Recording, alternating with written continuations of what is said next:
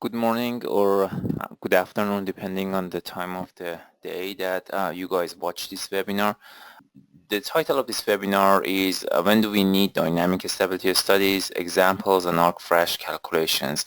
Let me just start with introducing myself. My name is Afshin Majd. I manage our my title is Director of Engineering Department. I manage our engineering department and technical support department, and very much I have been in charge of dynamic stability and harmonics module for the past year and a half. So I used some of the feedback that I have got from our users, sometimes people who are not our users necessarily, but have been looking at our product or have been looking for something that matches the applications or questions that they have, and I put everything in one presentation which is gonna take probably 1 hour. And I start with the introduction. I'll go with some real life examples that we will need to use dynamic stability module. Then I'll go a little bit deeper and I'll present a few examples of how we can use dynamic stability in real life. And then after that, I would also talk about different parameters that you might need when it comes to dynamic stability modeling, and in terms of the different components, what would be needed to do a good modeling in dynamic stability. So going back to the topic of the presentation again, when do we need dynamic stability studies, and some examples. One of the examples that we will be looking at has some arc flash outputs in it, and basically the module itself is capable of performing arc flash studies. The question that will come up right here is that some people might ask, well, you have short circuit or you have other modules that they also perform arc flash calculations. What's the difference? So here I'll briefly talk about the differences that we also have when we do the dynamic stability modeling, and then the arc flash results that come out of dynamic stability. So let me just go to the second slide here, and let's start with some introduction. The presentation goes, the whole objective of this presentation is that, number one, dynamic stability is a module that it's designed for a very special type of applications. I wouldn't encourage or I wouldn't recommend application of dynamic stability for any type of a study, but it happens to be a type of module or a study focus that comes into applications when there are little bit more sophisticated type of analysis are involved, and there is a little bit more data gathering involved, and the results that come out of this module are not again necessarily applicable to any type of a study. But the type of studies that we use dynamic stability for, we have to be very, very careful in terms of what type of data we need, how we put them in, and how we interpret the results that come out of the dynamic stability. In terms of the users, I would say that we don't have a whole lot of users that use dynamic stability, but those who do tend to be users who do more specialized type of studies, and that's the feedback that I get. And usually the classes that I teach or the type of people that I interact with regarding this module, I found them people who have done a lot more study work, and they're more, I would say, they get involved with a little bit more complicated problems. I mean, that's the best way of putting it.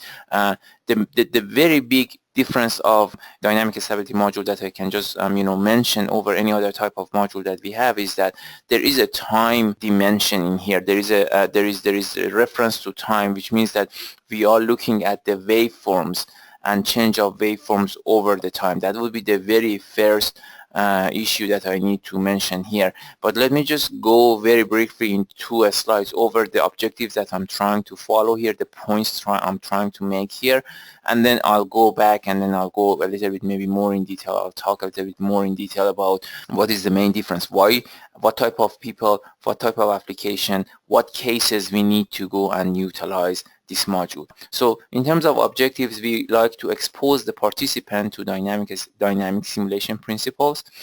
We would like to uncover the simplicity in dynamic simulations, even though, as I mentioned, it's not necessarily the easiest module to learn, but like anything else in a study world, it takes a little bit more to learn and it takes a little bit more to get familiar with, but the advantages are just much bigger than, in terms of dimension compared to the effort and time that you have to put in order to learn the module.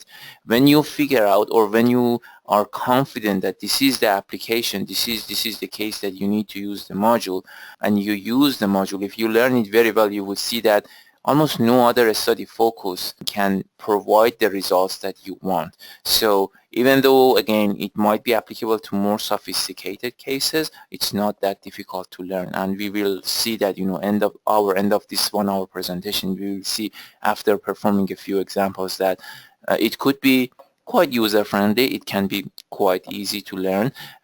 However, when you learn it, it has a lot of applications. We will try to create a healthy attitude of questioning results. This is not limited to dynamic stability. I would say any other module that you run, given power flow, given short circuit, given any other type of module that you run, you always question the results.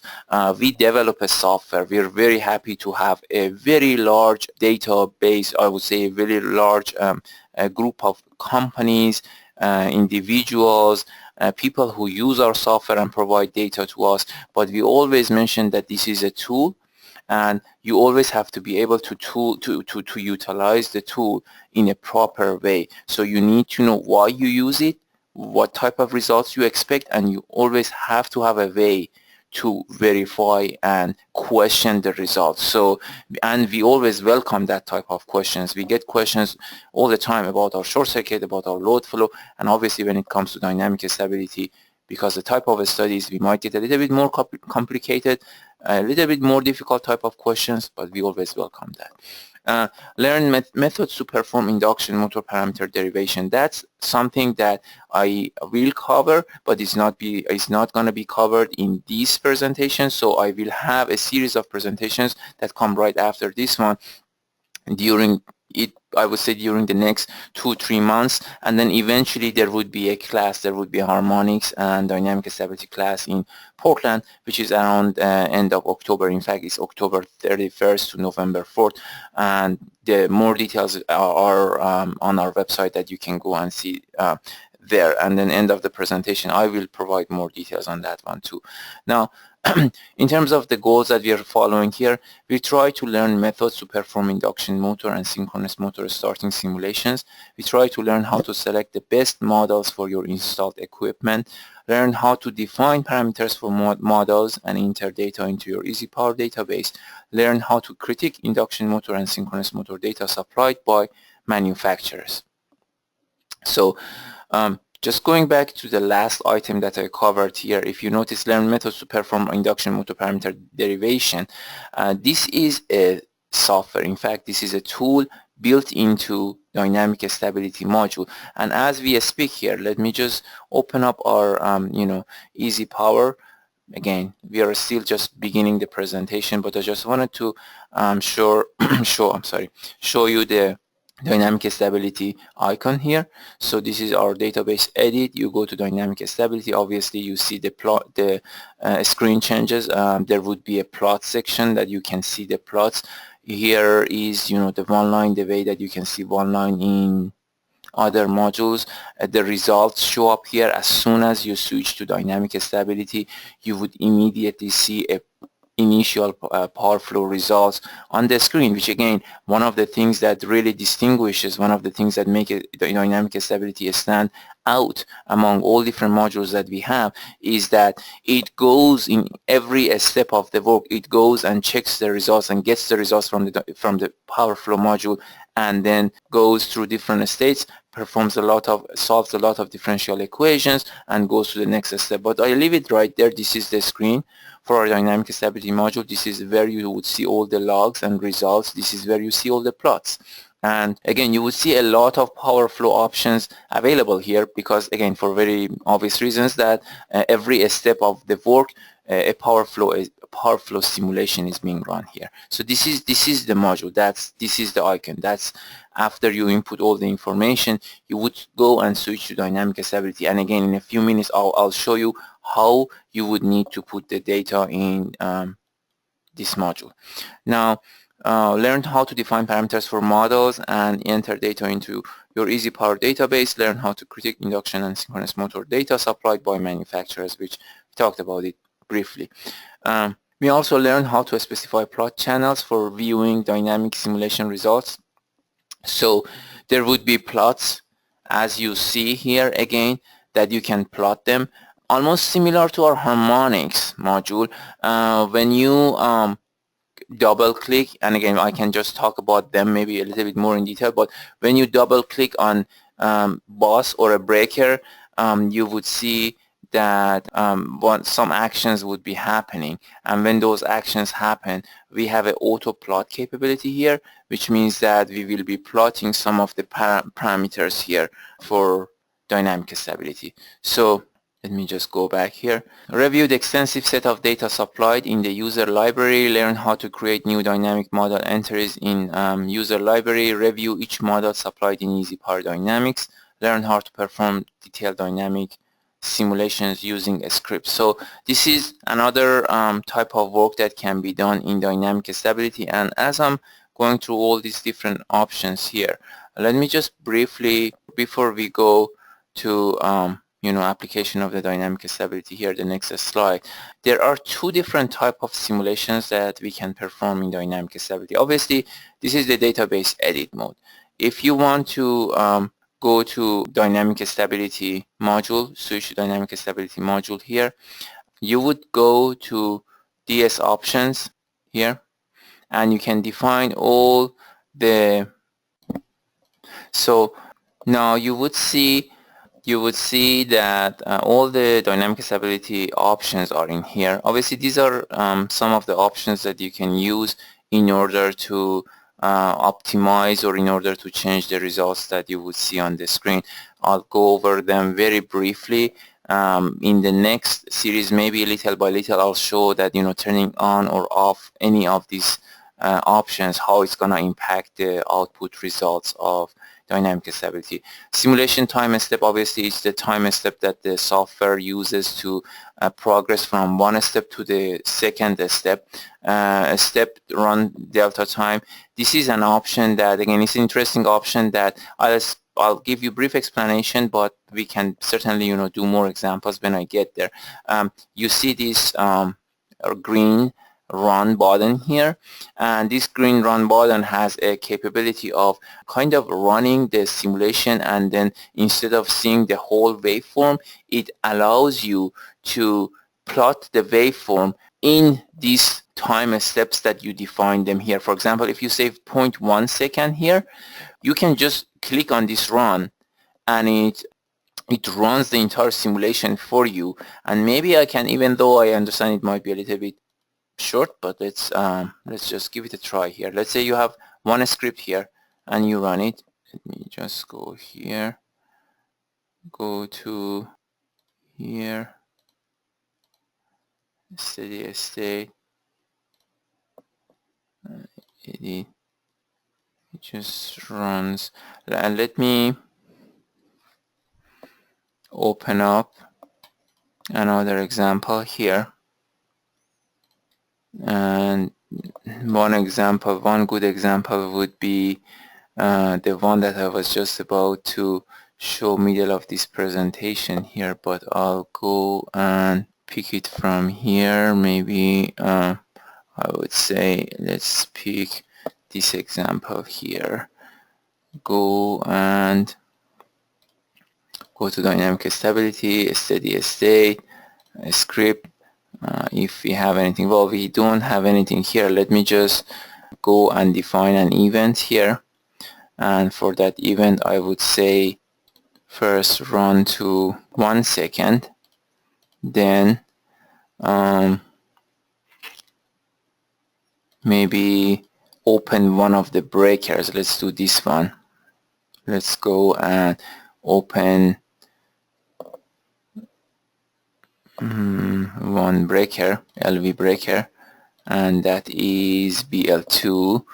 And so when we open it, then I go and we would say run for 4 seconds. So what it means, we will look at it in more details. What it means is that we run the simulation for 1 second, we will open LV breaker BL2 and we run for another 4 seconds after that. So I would say okay, I would say close, and I would go here and I would run the simulation.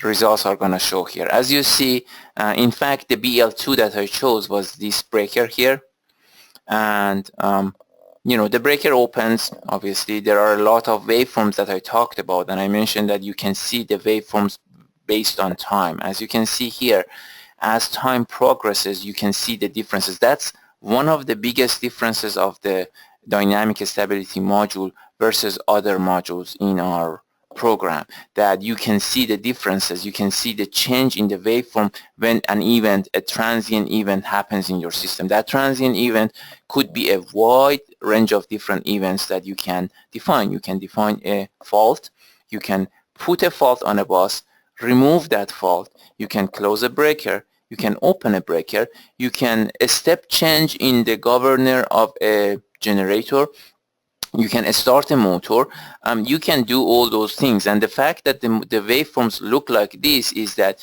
you have to go, and in a step you have to go and define dynamic stability models for each module. So going one step back, looking at the fact that why do we need to use dynamic stability module, because short circuit, load flow, and let's say protective device coordination, they all are sort of a snapshot of what happens in your system. I mean, starting from your load flow, you put in all the values for your load flow, you run the system. There is no mention of time. What happens is that it's very much a simulation of a system that you have, let's say 10 gigawatt or 10 megawatt or 10 kilowatt generation, 5 kilowatt consumption of load somewhere else, somewhere in the system, 3 kilowatt somewhere else, and then you run the system. The assumption is that the system and EasyPower, load flow module of EasyPower, is going to solve this system for you, give you all the currents, give you all the voltages, give you all the power and reactive power, and everything is going to be given out in terms of reports or displayed on the screen. Those are the values after the system completely settles down. In other words, it means that the system will go and find a steady state point, and that steady state point is what you see as the final result. Now, the question that I would pose to any user that uses those type of studies is that really the final results that we want? Sometimes the answer is yes. Sometimes even we don't know, but the answer might be maybe not. Let me just give you another example. If you look at, let's say, breaker ratings, bunch of different reasons. When you look at the breaker rating, you need to know what's the normal current going through the breaker, normal conditions. The other thing you need to know is that maximum voltage that this breaker is going to be exposed to. The other thing is that the maximum interrupting capability of the breaker, which means that how much current in different short circuit scenarios are going to go through this breaker. And if I go and if I run my load flow, I get the answer to the first question, which is how much current during the normal operation is going to go through this breaker. We have the answer to that question. If I go and I perform a short circuit on one of the buses in the system, then that's going to give me the maximum short circuit current going through the breaker, which is, okay, that's the interrupting capability of the breaker, and that tells me whether or not the breaker is capable of interrupting that current. One little question that we don't answer here is that if there is a transient event in your system, and if you run a load flow, you would never know the transient states that the system goes through, meaning that you might have a voltage overshoot, you might have a voltage dip, you might have a voltage oscillation, you might have an unstable situation, you might have all different transient events that load flow doesn't cover. It wasn't even designed for that. Load flow basically was designed to give you the steady state results of the system, and that's what it exactly does. When you use that tool, you always have to ask yourself the question whether or not this is what I really want to do. So again, back to the point of having the time parameter in dynamic stability simulations versus having the not having the time parameter in short circuit and load flow, that would make a big difference. That's what you get in dynamic stability, you won't get in other modules. The waveforms that you see here is something that you're not going to get in other modules. But the whole thing that we started and we got to this point is that if I go back, I was talking about a step, so I can just run the whole system as you saw here, or I can go to a step and run the simulation step by step. So that was the point that I was trying to make, and then eventually we got to here. So let me just go to the dynamic stability. So all these things here, making the long story short, are your options and different options that you have that you can active, or I'm sorry, you can choose, or you can click and choose, or you can uncheck or uncheck. And in terms of, you would say that you want them to be included or you don't want them to be included, including, let's say, do you want to have the contactor actions, or you don't want to have contactor actions? Do you want to have to enable ATS action or not? Double click is another action that you can have in EasyPower, meaning that you can go, and we looked at the script here. So what you saw was one option of defining different events in EasyPower. The other option is that you can go and you can double click on a bus. Double clicking on different elements would make different sense, would create different consequences. Let's say you double click on a bus, it always means a short circuit. You put a fault there. The next question is that you would, more curious users would say, well, looking at these values here, it seems that you did have a short circuit, but it very much looks like the short circuit was removed. In terms of any option that you want to know about the double click, you go to DS options, and this is what you would see for, these are the options that you can choose, and it would make different results for you. So if you double click here, then for a bus, let's say bus to fault, the resistance is 0, fault reactance almost 0, which means that you literally put a bolted fault current on that bus. Simulation end time 6 seconds, delay time 1 second. You can clearly see it here that as you put the fault and you double clicked, but the waveform very much went on for a while without showing any change or any event. So all these options are here for double click. And again, I don't go into a whole lot of details here. We're just exploring different options that you can do. And there are so many differences in dynamic stability that it makes it look like even a brand new module, something that just because of the nature of the design of the module, it really makes it look very different from other modules. But if you look at it closely, you would see that this is a very good complement of anything else that we have. It has power flow in it. As soon as you switch from power flow to dynamic stability, you can see the results of the power flow. You can literally see the power flow results here. If you're not if you want to just make a difference, or if you want to open or close a breaker, you can simply do that and see the results, because this is another double click action. So okay, it has power flow module in it. Short circuit, I can come here and create a short circuit. It not only gives me the short circuit results, but also gives me the waveforms, and it tells me what are the transient voltages, because short circuit module is going to eventually give you the short circuit values, assuming that there is a short circuit current there, or there is a bolted fault current there sitting there forever. There is no remove in short circuit unless you go and you open a breaker. But basically, point I'm trying to make here is that those situations, they don't have a time parameter in them. They are steady. They are as if the event is sitting there forever. If it's a load flow, it's the point that your system settles to. But here you always have the option of not only running those simulations, you can, if you want, you can have the fault and then keep the fault here. Dynamic stability is going to plot all these curves for you, and if you have protection devices in your system, they will also act, and they will also trip. If if there is a case that they should trip, they would also trip. So imagine now you have a combination of short circuit on your system.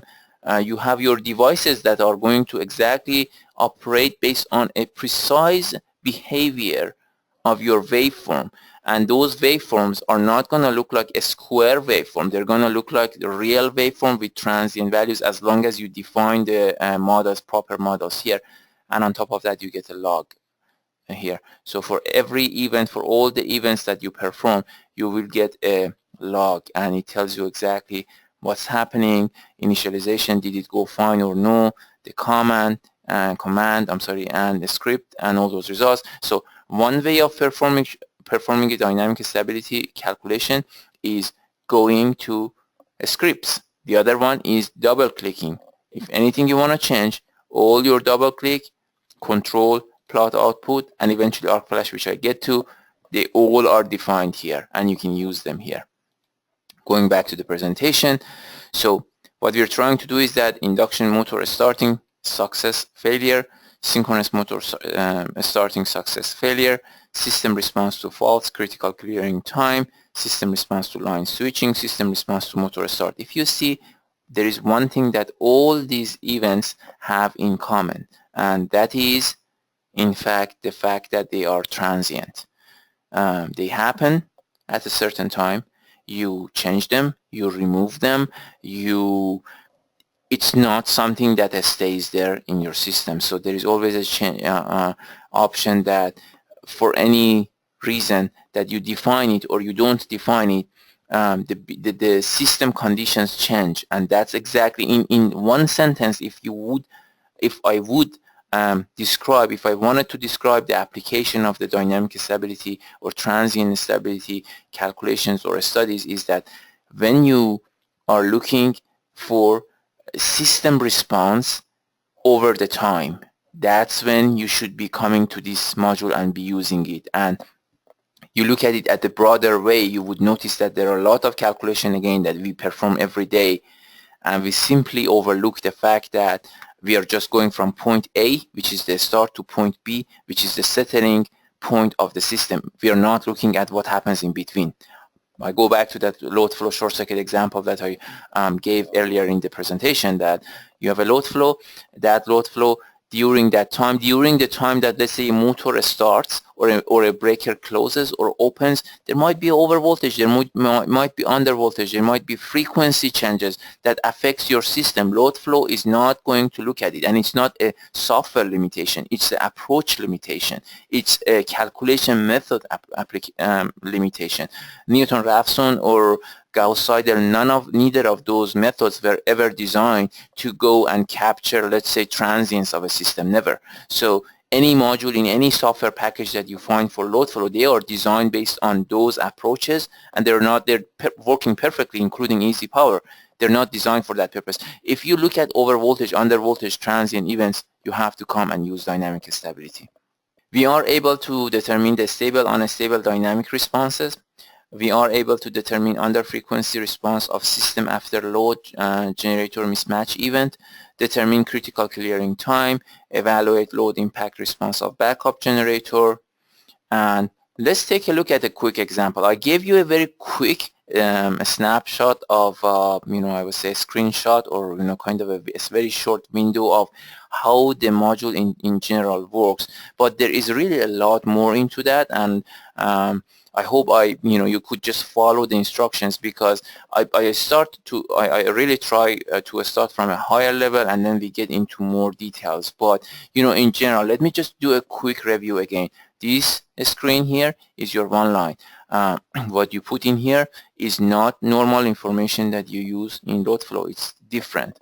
Here are your plots. Here is your log messages. So if anything goes wrong, this is the first place that you have to be looking at. Whenever you run a dynamic stability calculation, you always have to come back and look at this place here and make sure that there is no error message, there is no warning message, there is nothing that it looks like a red flag. You always have to do that one.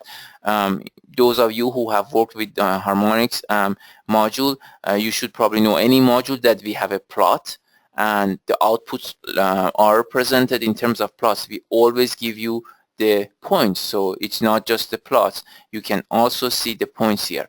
And obviously there is an auto plot capability. That auto plot capability is for double click. If you double click on something like a fault here, then when you put a fault here, then for example, number one, it's gonna follow all the double click rules that you define for the system. Number two, it's gonna auto plot bunch of bunch of parameters which are hard coded in the code. It's not something that you choose, but you're more than welcome to define the type of plots that you want. For example, here, when I faulted bus 1, I got the voltage in per unit, and I also got the IF in amp. So I got the fault current here, and also I got the voltage, both of them. And again, you would see that the fault was there for a while and it was removed. And I'm sure by now you would know why, because if you go to double click, you would say that fault resistance, fault reactance, delay time, fault time length. It's 0.1, just as an example. I'm gonna go here and make it 2, or let's make it 3, and then I apply it and I would say okay, and I come back here and I run it, and you would see immediate difference here. So here we will have all different options that you want to use in dynamic stability, all control options that you can see in dynamic stability, all the plot options that you can see in dynamic stability, and eventually the arc flash. So that being said, I'm going to close this one, not save it, and I'm going to close this one, not save it, and go to this example. And in our presentation, I believe there was a mention to, okay, open DS intro example file. So this is a good example. I'm going to go here, open DS intro example file, see what the presentation instructs me to do. So next step is add Siemens 500 horsepower motor dynamics data. Notice change in the motor data to symbol, and these are the change. This is very important. So this is a step by step. Now we are coming from higher level a little bit lower, and we get closer to the component level here. So we're gonna go and add the parameters for a 500 horsepower induction motor here.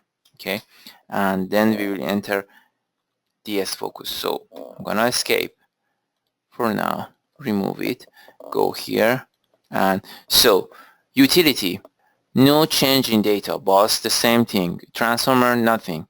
But I will get to these details more, but for now let's keep in mind there are some certain modules that you need to have dynamic stability model for them in order to be able to run a successful or meaningful dynamic stability module. Let me just explain it a little bit more.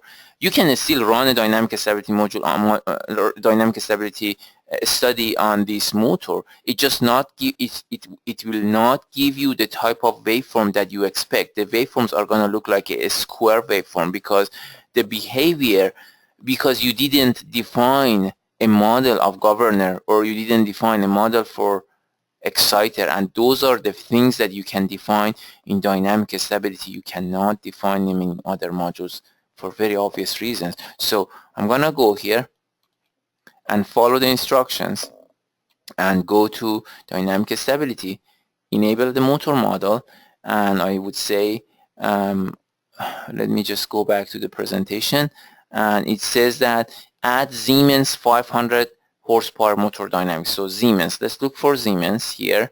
Let's go and look for 500, and we will talk about this, but again I have to go and jump ahead of myself a lot of situations because it makes it more clear for you to follow.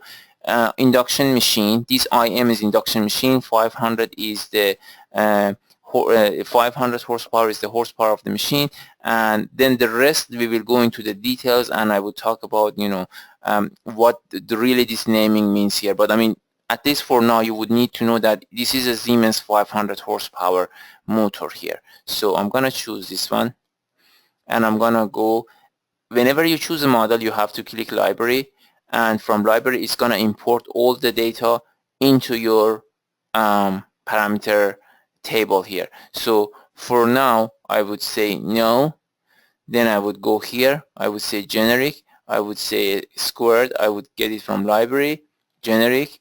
These, as you can imagine, very much like any other module, if you see a red exclamation sign, it means that you are not done. You still have to provide more information. These are all the type of information that you do not use them in neither short circuit nor load flow or any other module that you can think, because all these values here are gonna have to do with the time and how the component behaves over the time. So I have this one. Seems that I'm still missing information here. I do a squared. I import them from the library, and seems I'm okay here. I go to short circuit, everything okay here. I don't see a red flag.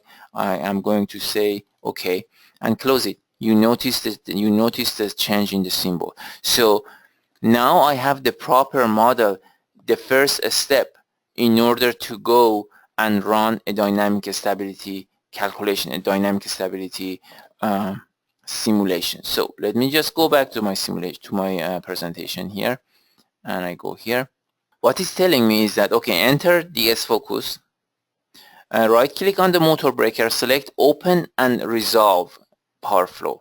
Double click on the motor breaker, review motor start results, note auto plot capability, and save the system in a new file and call it DS intro example 1, which becomes the next example. But I'm gonna go back here. I'm gonna remove this guy. I'm gonna zoom out and go and right click on the motor breaker here, and we have to first switch to a stability module. So I switch to a stability module,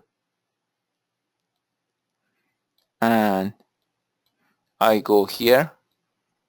As the presentation instructs us, is that open and resolve power flow. This is another capability of dynamic stability. That, let me just make this claim here, that if you use the dynamic stability module, you very much have covered any application that you would need when you do your simulation in PowerFlow, except for the fact that you always have the opportunity to use and import the dynamic stability values and also look at the waveforms. But if not, if you just want to start and if you just want to have a snapshot of the steady state values, look at here, open and resolve power flow. So basically what happens here is that it opens the breaker and gives you the power flow results. Now you would say, well, okay, I need to see the results, the format or the way that I like to present them. The way you would do that, you can just go to the bus. These are simply the power flow options that you have. Let's say that if you're interested in the currents, you can go and say, I want to see currents in ampere, and you would apply and you will see. So this is basically the point I'm trying to make, is that this is your load flow module with a lot more features to offer, because right now I just ran it for load flow because maybe I was in a hurry, maybe because you just wanted to see how it looks like if the motor is offline. But let's not forget that any moment of time I can go and double click on this guy and run a short circuit and see the waveforms. I can do that. I can anytime I can go back and run. If I decide to run a script or define a script, I can go define a script and run it. But you have to keep in mind that now we have a lot of dynamic stability parameters here, which allows us to do that. But I would say a lot of applications of the load flow and short circuit are completely covered in a lot more, or in a broader way, meaning that, again, I ran my load flow here with this breaker open or this breaker closed, and if I was just curious to see that what happens during going from point A to point B, I just double clicked on the breaker and it took me from point A to point B. What you get from load flow is here, these points. When the breaker is closed, you would get these values here. What you get from the load flow when the breaker is open are these values here. But what you don't get, and you might be missing, is how it goes from this point to this point. That is dynamic stability. So I think that by now it should have been very clear for all of us that what is the need, why we should go and switch to dynamic stability when we run what type of a study. So it really, I can give you numerous examples. Let me just mention that faults, different transient faults, motor starting, governor and exciter test, load shedding, load additions, any other type of transients, including, let's say, faults that trip a breaker. So meaning that you have a fault, but you don't open a breaker. You let the system decide if the breaker opens. All those transients can be captured in dynamic stability module. So right click on the motor breaker, select open and resolve power flow, double click on the motor breaker. We did all those things and we eventually have to save it as an example one. Now there is another example with generator addition. So this time, obviously because of the time limitation, I hope that I just talked enough about the importance of dynamic stability simulation, because the whole purpose of this 1 hour, or we might go slightly beyond 1 hour, is that I wanted to address the fact that why this module was designed first place. Obviously we had feedbacks from users that they asked us to include this type of studies. That was reason number one that we included it. Number two, what would be the now we might have some users that will say, well, I have purchased, or I have the software, or I have bought the dynamic stability license. I just don't know where should I use it. This is the type of applications that you should be using it. If you have a governor model, if you have an exciter model, you can't model it in any other module. The only way that you can model it properly is dynamic stability. So let me just go back, because it might not be completely covered. Obviously, for many reasons, we will have more of these webinars. This is just the beginning. I have always been teaching these classes, and I would like to kind of increase the knowledge and interest, and also reach out to those users who don't know we have this module, or they are dealing with some type of difficult applications, but they can't find their tool or the good tool that can provide the results for those type of studies. And this might be a good match if they perform those type of transient studies.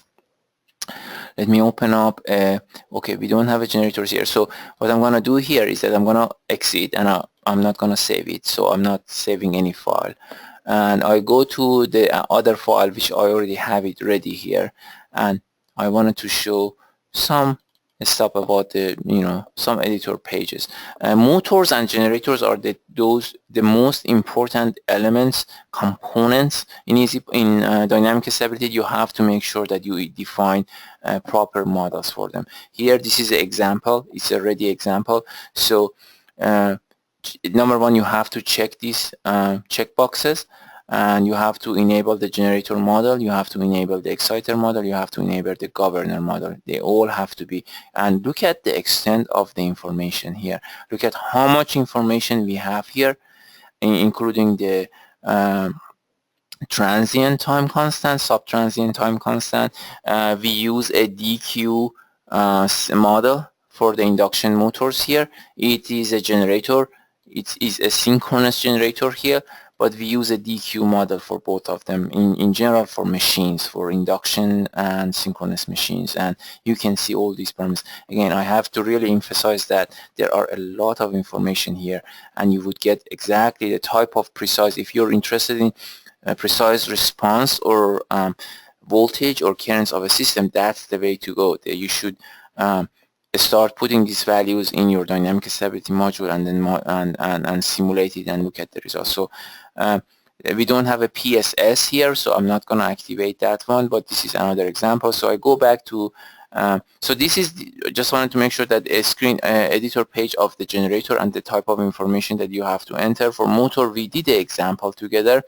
We will go back and revisit it, but here very similar. You have to enable the motor model, you have to and then also you have to choose models for your starting load and for your running load. So the software is gonna go and choose these values right at the start of the motor, and then when it goes into running, then it uses these values, and these models and these curves are the torque versus the speed, or torque versus the slip. And those of you who have more information or more knowledge about the induction machines, you know that torque versus slip is one of the very first type of information or data or curves that you would receive when you buy or you start using the induction motor in your project. So you should have those values. If not, we have a library, we have a very extensive library that provides different modules, different models, and you can use it here. And I will get to more details of these elements here, of these components here, in future webinars that I would do. So I'm gonna close out. I'm gonna go back here and let's take a look. Follow the steps to get set up for a simulation. Run a power flow to make sure everything is okay. If okay, say I already did that. Enter the DS focus. Click on define plots toolbar button and add channels for 480 volt bus voltage, generator speed, generator mechanical power, generator current, and motor speed. Click on OK. Plot definition dialog. So let me just remove it again from this screen. Take it to my other screen and go back here. Number one, let's look at the power flow results. Everything looks okay. So you didn't have to do that, but we always recommend to do that before go to power flow, before going to dynamic stability, because dynamic stability, as soon as you switch to the module, it does run the power flow automatically. It's not something that you say yes or no. It does it for you and it displays the results right there. In order to get better results, it's not necessarily recommended, but I mean that you don't have to always do that, but we recommend to do that because it helps you to get better, more precise answer for some very specific cases. Not every case, but there are cases that if you run your power flow first and you switch to dynamic stability, it would help the program to give you more precise answers when you or results when you switch to dynamic stability. But regardless, I switch here. Let me just bring it here and read it so that we can read it. Run a power flow, I did that. If okay, say okay. Enter the DS focus, click on define plot toolbar and add. So one of the things that maybe we didn't spend too much time on it is the plots. So I'm gonna go and define plots and just follow, it's all the instructions in that in our slide. It says that add the plots channels for 480 volt bus voltage. So for it is bus 1 and it's already here. If you look at the drop down list, you would see, and I'm pretty sure it's pretty impressive, that the extent of different values and parameters that you can plot. If you really, let's say that you're modeling a power plant, it's a large power plant, and you would like to see that, addition of a generator, or just when you bring a generator online, how it's going to impact the rest of the system. This is how, and this is where you can see literally any type of parameter that you like to plot. And let's keep in mind, it's not a final result. It's a plot. So you can just literally look at the, let's say, fault current, you can look at the bus angle, you can look at the frequency. And for those of us who work with power systems and modeling of power system, you know that when you run a load flow or when you run a short circuit, you would never consider the frequency of a system. If you have prepared maybe short piece of code, you know how difficult it becomes when you bring in the frequency into elements of a power system, because all the reactances and all the impedances, anything that has a F factor in it, including, let's say, capacitors, inductors specifically, they are going to change with the frequency. So the frequency goes up by, let's say, 30%. The value of X is going to go up by 30%. And we don't cover it in load flow. We don't cover it in short circuit. Naturally, no other software package does it if it's just a normal short circuit, because, and I don't want to kind of talk about, other packages in the market. Maybe let me just limit it to just kind of a general statement here that load flow approaches or load flow algorithms, they were never designed to consider frequency. So the point is that you can have the frequency and the system is modeled and the frequency is modeled, and you can go and see how it changes. So I cancel out. so that I don't change it, I go back here. So one of the so add plot channels for 480 volt bus voltage. So bus voltage here, and DS motor here, and motor speed. So generator speed, generator mechanical power, let me just look at here. Here we go. Two bus voltages are here. Then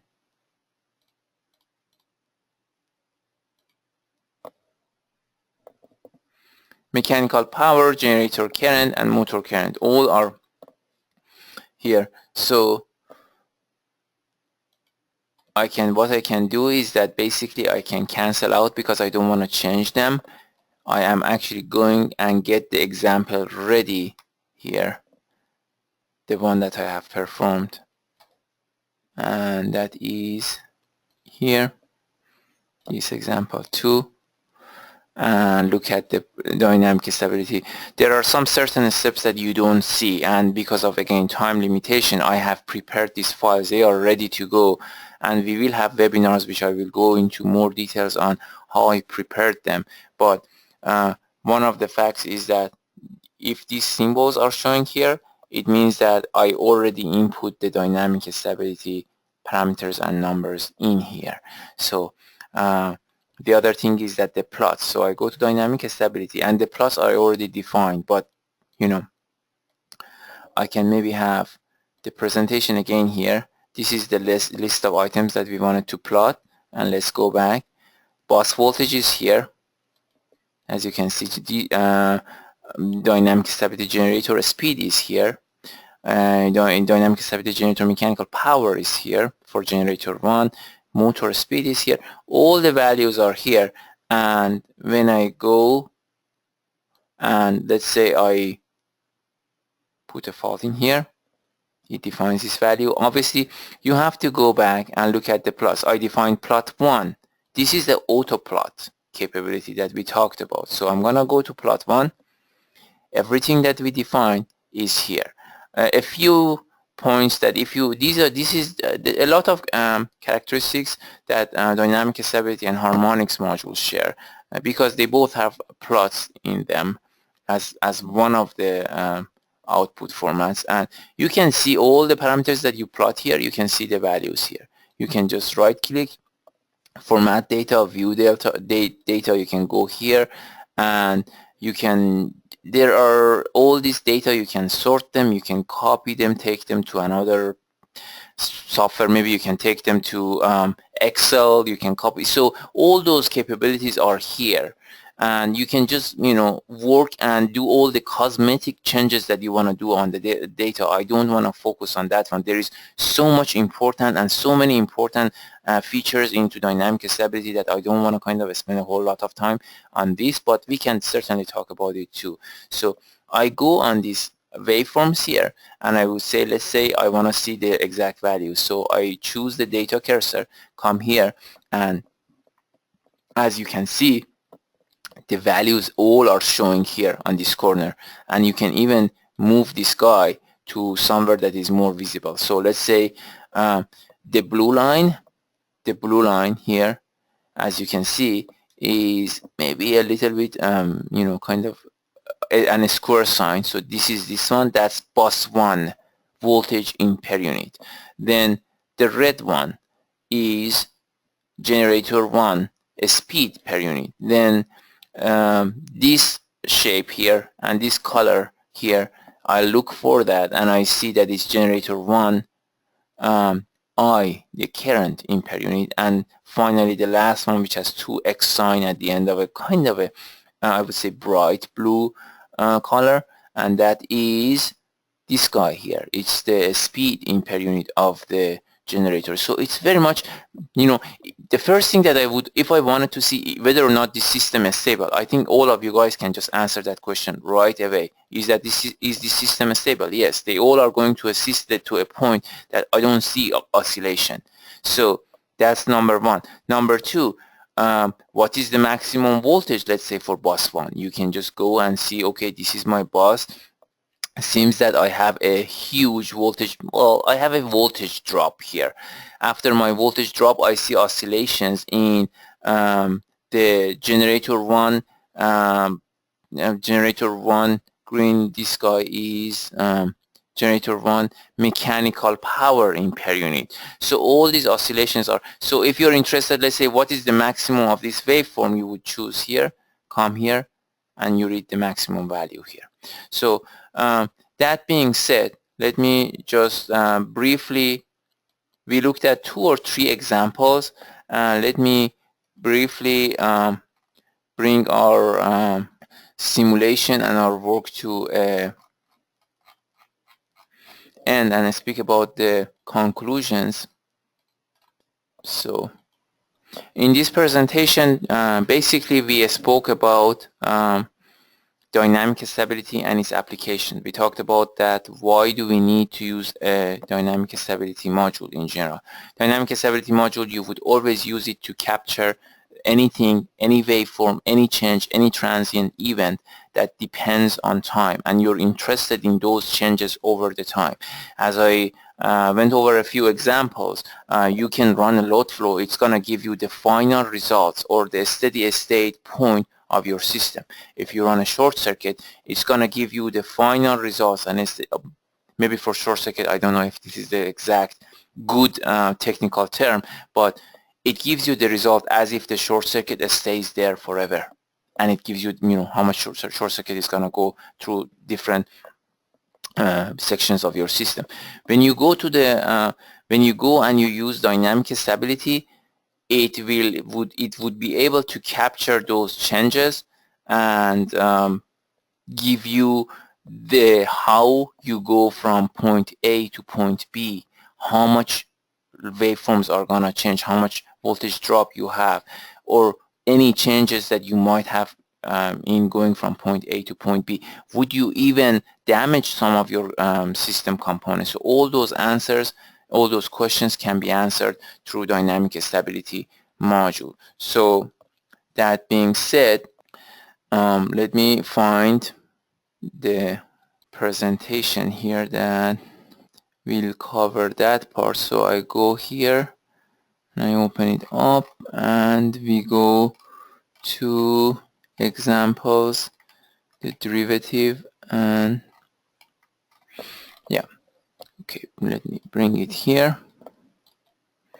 and go back to the first page again, that when do we need dynamic stability studies and examples. And maybe arc flash was one of the options that I didn't quite cover. So in order to cover that one, before I just conclude our presentation here, let me just go back here, talk about this arc flash. As you see here, arc flash simulation in dynamic stability would very much be similar to any other short circuit module, except for one difference, which might be very important for some of our users.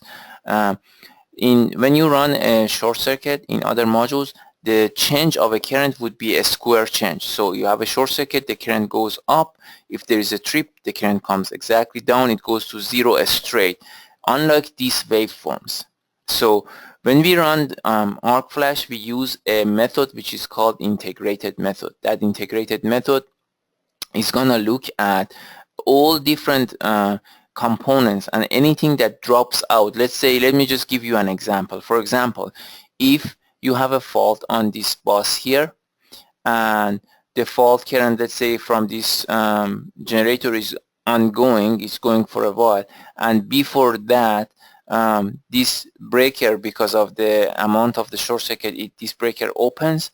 So integrated method is gonna go and look at the decay of this current and integrate it over the time, and from the time that you have a fault to the time that the fault contribution, entire fault contribution goes to zero, it's gonna account for all those changes, including the breakers that drop out, some of the motors that stop contributing. So if you have a motor and you have a fault here, if the fault goes on for a while, the voltage on this bus is gonna go to 0.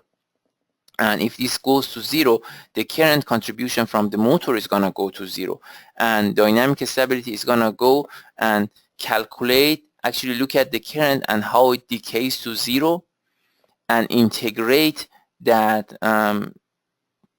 area underneath the current curve and calculate that incident energy. So for those of you who are familiar with our integrated method in short circuit to calculate the arc flash, this is the same method that we use here. I may describe it or go into more details in future examples, but one thing that I can describe, one thing that I can say here is that if the curve or if the current goes up and down because of a breaker opening or breaker closing, these type of waveforms, these are going to be considered in arc flash calculation, incident energy calculation, unlike short circuit or other modules that they look at the current going up and coming down like a square wave type of approach. Now, that being said, let me just activate arc flash simulation here. Click apply, click OK, and then put a fault here just to see what EasyPower is gonna generate for us. As you see, the results, the bus 1 was faulted, fault was removed. You would say, well, we didn't remove the fault, but if you remember, we have a section that we define all the double click actions, and this is where it comes from. So after 1 second it was removed, simulation was run up to this seconds. This is the incident energy. The bolted fault current, we don't use that famous 85% rule for low voltage currents. You can go and change it if you want, but this is based on the 100% bolted fault current. This is arc flash energy, this is the time before the breaker trips, boundary, and arc flash PPA level, which, you know, according to 2015 NFPA, in fact, this shouldn't be presented. You would need to either use the for this one we have gone with the previous versions of NFPA, but doesn't matter here. You have the incident energy here, and that's what you want to kind of get as per NFPA 2015. So that's how we show the results, and nothing else here is going to change. So basically what I did in this presentation was that I introduced the dynamic stability module. It has a lot more to offer. 1 hour time gave me a chance, gave me opportunity just to describe that what type of studies, what type of work you can do in dynamic stability, how it can complement other type of studies that you do. And in future I will put more presentations and other presentations together which describes the details and how to input the values for governors, for generator, exciter, and all those different components. One more item that I needed to mention before I conclude our presentation today is that there will be a harmonic and dynamic stability class coming up in Portland, October 31st, which if you are local or if you are not, you're more than welcome to attend. This is one of the modules that you don't get a whole lot of presentations just because of the fact that arc flash and short circuit and load flow have a much larger audience, but it doesn't mean that this module doesn't offer as much as they do. It's very important. It offers actually a lot more other features. They can be a very good complement. You know, you use the short circuit and load flow, and then on top of that you might be looking at some transients, frequency or voltage events that you can use this module for. If you attend that 1 week class, we will go through 15 to 20 different examples. We will discuss a lot more details in there, and that's a class that we have both for harmonic and dynamic stability. In fact, toward the end it becomes more introduction to the dynamic stability. Beginning is more of a harmonic class. Otherwise I will do more webinars on the same topic, and hopefully I'll go more in depth with different examples, and we will look at as I mentioned before, motors and generators more specifically in terms of what parameters they need to do a complete dynamic stability modeling on them. With that being said, I wanted to conclude the presentation here. I wanted to ask, first of all, thank you for Thank you to all of you, everybody who attended the webinar. I welcome the feedback. I welcome the questions. You saw my name and last name, and my contact information is my first name at easypower.com. So it is AFSHIN at easypower.com, and my extension here is 61. Please feel free to send me your emails if you have questions, and we can follow up. In the meanwhile, again, it would be a very good opportunity if you guys or anybody who is interested in harmonics or dynamic stability module to attend our Portland classes end of October, or I would encourage you to follow up on this series of webinars and listen to the next 2 or 3 other webinars that I'm planning to do. Again, thank you very much. Have a good day, and bye.